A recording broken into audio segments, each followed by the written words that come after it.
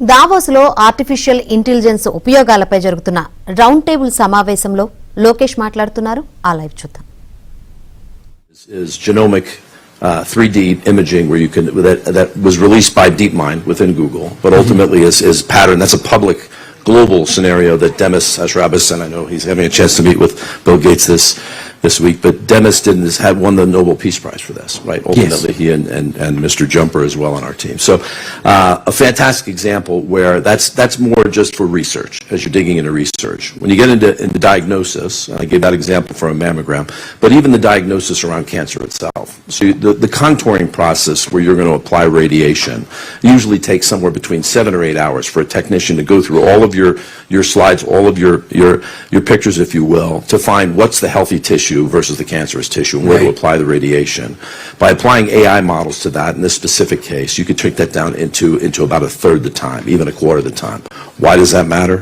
More time with the patient, see more patients, diagnose more patients. Right? At the end of the day, and when you're dealing with India, right, with this incredible number of people that have to go through, a lot of times it's the bottlenecks that you run into that we're trying to clear when you talk about healthcare. So probably an example there which bleeds into treatment as well, but that's that from that effect.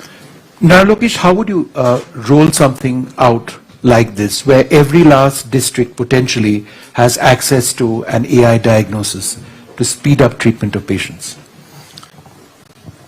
If you look at it, there are few tools that have come out where by doing just a facial scan and using AI, the basic health parameters actually can be captured.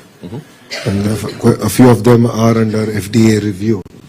So there is a potential to actually roll this out for every citizen. And this is a great way of democratizing healthcare in that sense. And doing pre-diagnosis of this.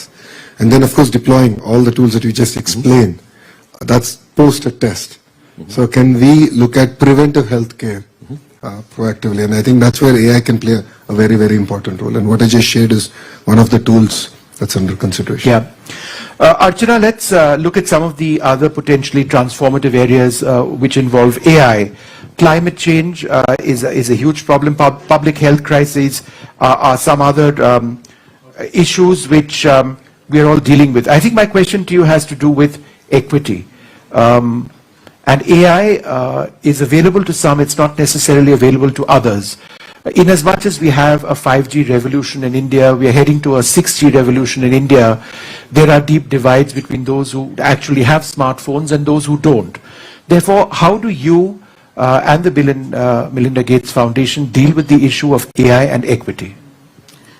First of all, I must congratulate for putting AI for social good on the agenda. So my congratulations to you, Minister. One, I think my panelists have spoken about how AI can transform health as well as education. At Gates Foundation, we deeply care about equity and access, and the fact that despite the fact that digital tools and digital ecosystem can be transformational for those who have access to it, it should not leave behind people who